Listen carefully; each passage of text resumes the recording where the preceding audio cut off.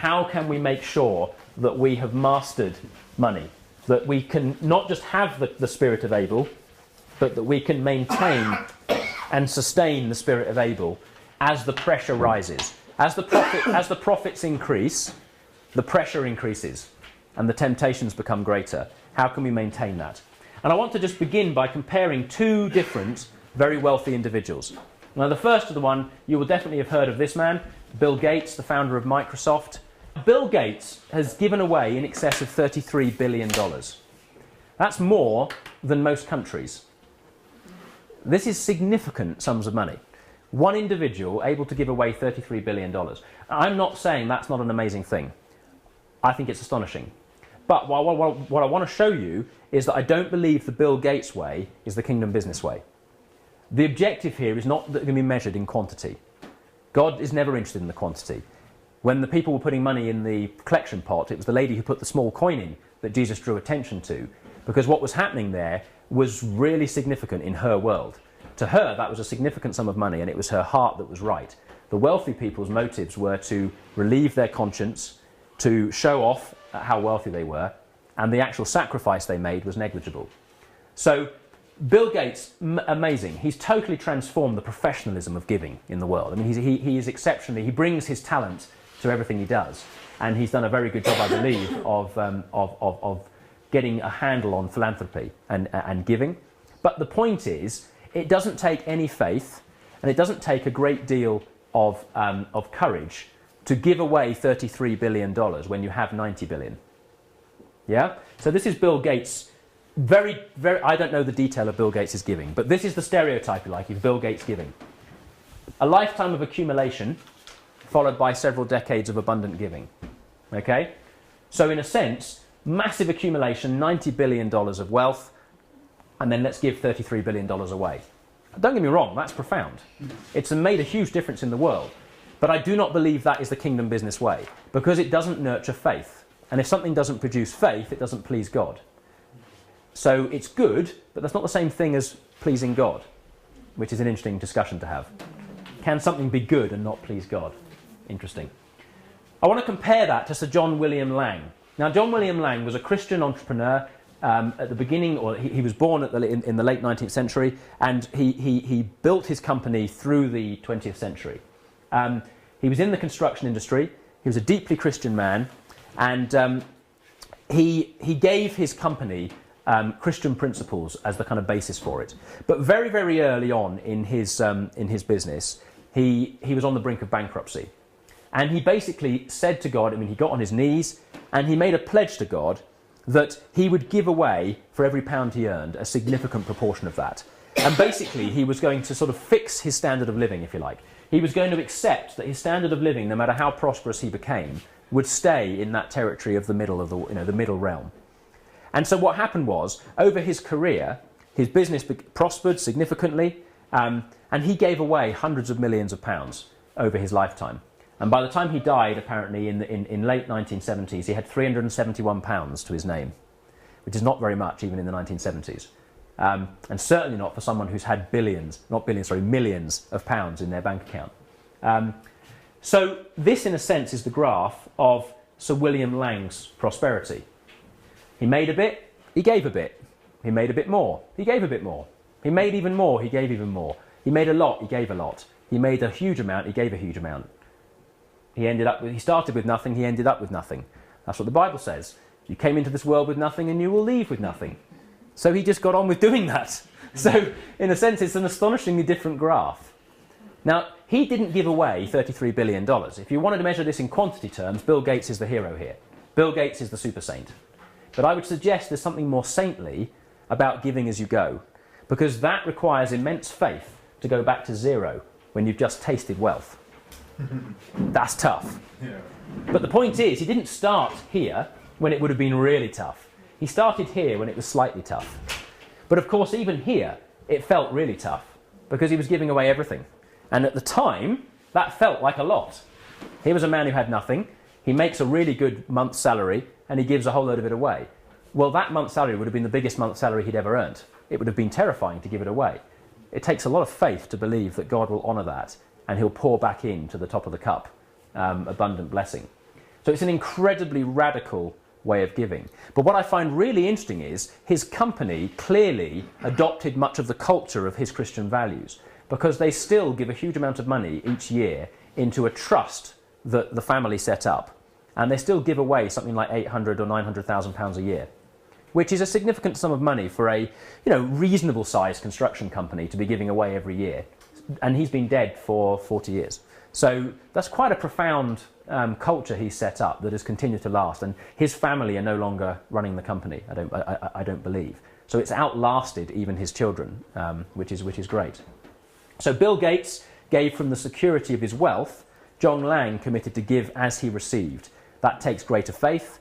In my view, that makes it more holy, more saintly, more the kingdom business way. And much, much more challenging.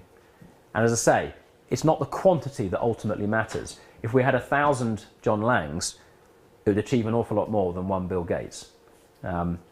So, what about this one? The love of money. This famous verse, the love of money is the root of all kinds of evil.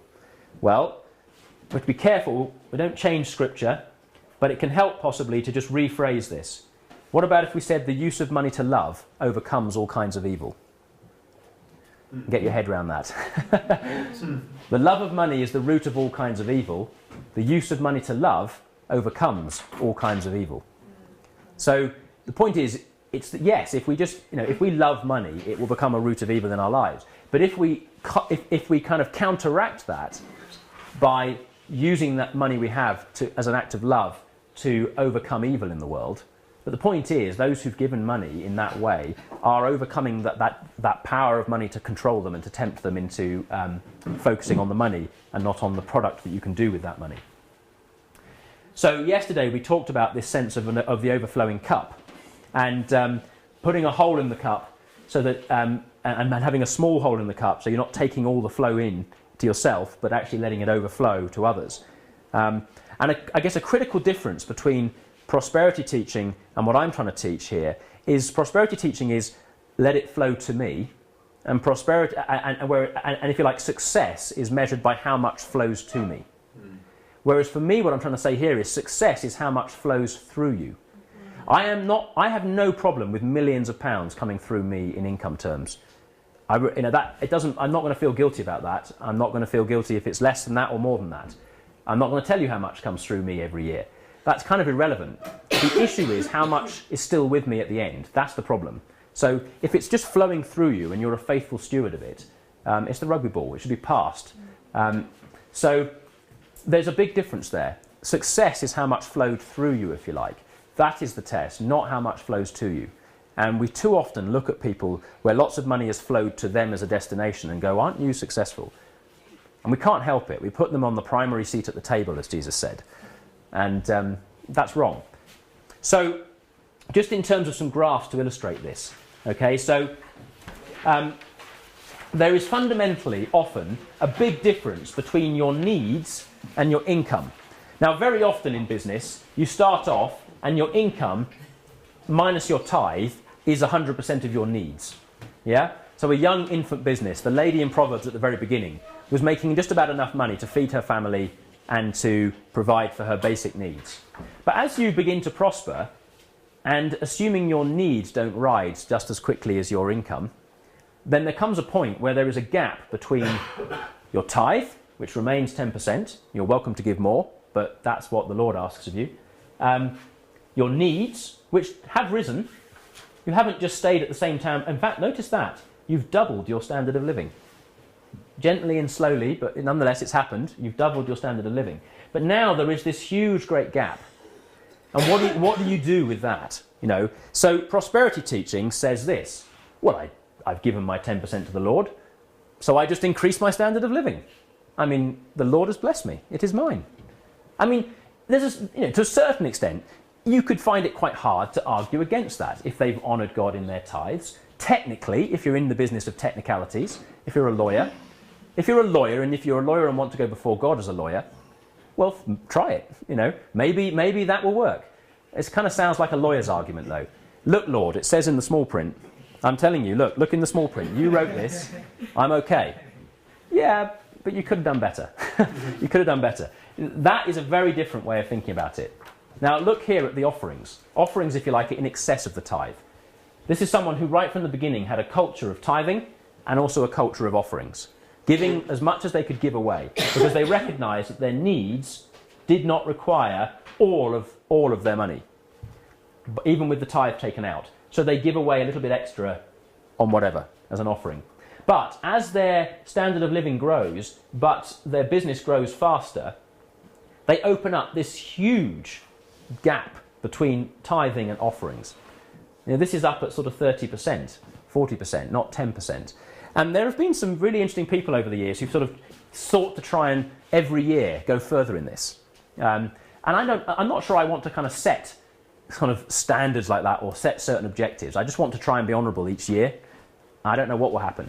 I hope I'm still honourable if it goes pear-shaped and really badly one year, as I am in the good years. I think that is more important than trying to sort of say, oh, I'm going to give more and give more and give more. I think that can also become some form of status, some form of badge that suddenly becomes the master of you. You become more concerned about the status of, look how much I've given, than you are about the heart of, why am I giving again? Who am I giving to? Am I trusting? So it may well be that in one particular year, the far more important lesson for God to teach you is no longer giving. It's what's it like when everything disappears. It's your Job season.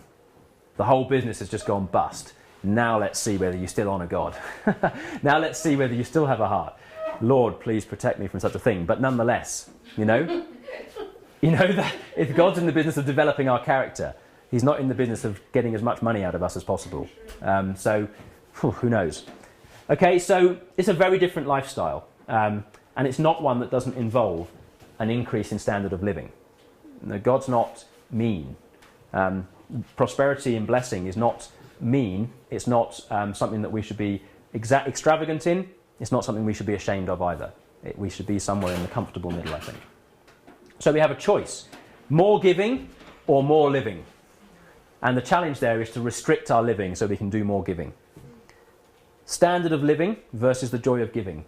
The Bible talks about joy in giving, and we need to try and cultivate a kind of a joy in giving. And I would suggest one of the great ways of enjoying giving is to get involved in the lives of the people you're giving to.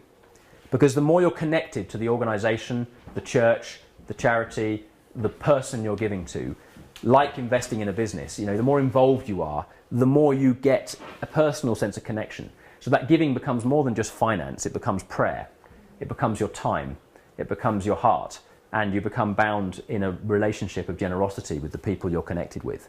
It's a much nicer form of giving than just writing the cheque once a month and that's it, gone. So, we're after the spirit of Abel. I feel this is the gateway to the ministry of business. If we don't have any sense of that spirit of Abel, if we haven't been faithful in small things, if we've not actually managed to give even in the small times, I really think you have to be very careful about going into business. Because if you apply God's ways, there's a reasonable chance you're going to do well in business, and all that will happen is you forfeit something far greater, and you forfeit your soul in order to gain the world. And why do that? Why gain the world to forfeit your soul, Jesus said. So asking yourself and taking a private moment to say, Lord, have I got the spirit of Abel? And if not, Lord, I'm really passionate about business. Please give me the spirit of Abel. And then, even then, until you've seen it, until you have seen evidence of it, don't take the next step. So if you want to step out in business, start by stepping out in the spirit of Abel and asking God to pour that into you and to redeem that spirit of Cain and to take away the spirit of Cain and fill it with the spirit of Abel.